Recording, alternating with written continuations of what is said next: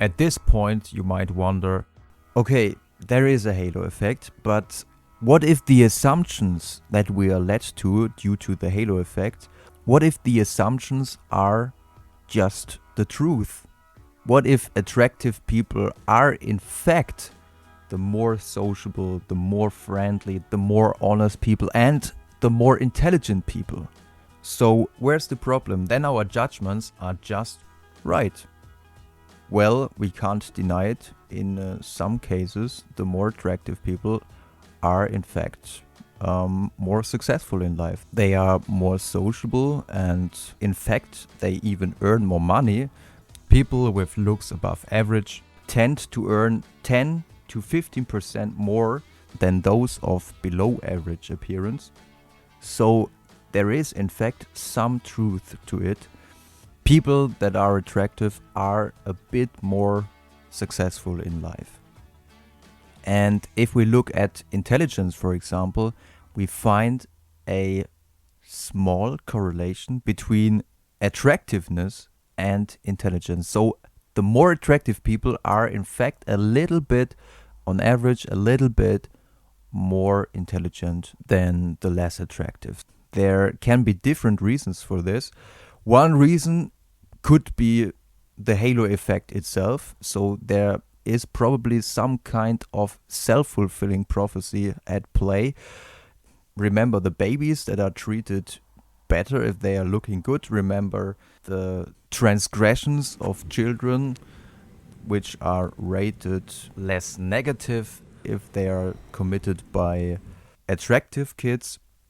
So in our society, good-looking children just get more support than the less attractive, and this could be a booster for their intelligence.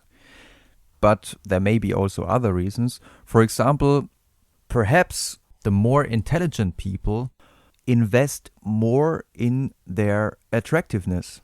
For example, on average, the more intelligent children have parents with a better socioeconomic background, so they have more money to invest in the appearance of their children. And in fact, there is a little correlation between socioeconomic status and attractiveness, especially in childhood and puberty.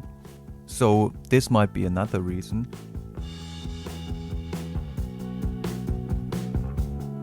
So is the halo effect a reflection of reality? Well, on the one hand, we cannot deny, as it's shown in the very good study from Sebrowitz and colleagues, we cannot deny that there is a correlation between beauty and intelligence. But, and this is really important, in the study from Sebrowitz and colleagues, not only the correlation between attractiveness and the real intelligence scores was observed, and as I said, it was a small correlation, but also the correlation between perceived intelligence and attractiveness. So the participants were shown pictures of people and they had to say, well, this one is looking good and this one not so good. And for every person, they also had to say, well, I think he is very intelligent, whereas, well, she, I don't know, maybe she's not that intelligent. And the correlation between the perceived intelligence and the attractiveness was remarkable. So we have a low correlation between the real intelligence and attractiveness, and we have a high correlation between perceived intelligence and attractiveness, which means there is a clear overestimation of the correlation between attractiveness and intelligence.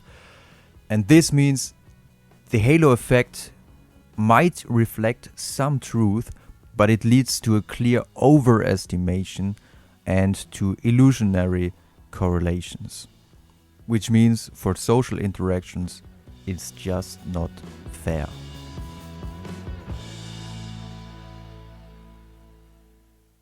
Finally, one could ask, why is there a halo effect? Of course, there are evolutionary aspects. We are all programmed to find the best mate in respect to the best genes. But there are also social and cultural aspects that reinforce our genetic program.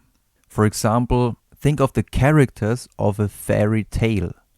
Usually, the bad stepmother or the evil witch is presented as quite ugly. Whereas the shining prince, the shining princess, they are all presented as absolutely beautiful. So there's the clear stereotype: what is beautiful is good.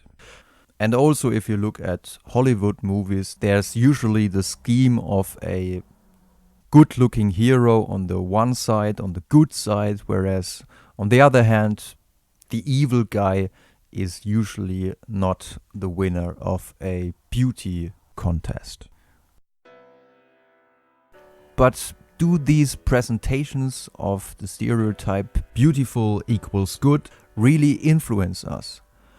Well, there is an interesting little experiment by Stevens and colleagues in which participants were shown two movies, one in which the stereotype beauty equals good was strongly present, whereas another film was presented in which this was not the case. And after watching the movies, the participants had to attend a second experiment, of which they didn't know that there was any link between watching the movie and this second experiment. And all they had to do was to judge a graduate school applicant, which was either really good looking or not that good looking. The result was, after watching the movie that strongly supported the stereotype, less attractive looking applicants were judged even worse. So that's it for today. Maybe next time when you see somebody with radiant beauty, you might better think twice before you say, wow, she or he is just perfect. Because chances are that your assumptions, that your mind is glared by beauty.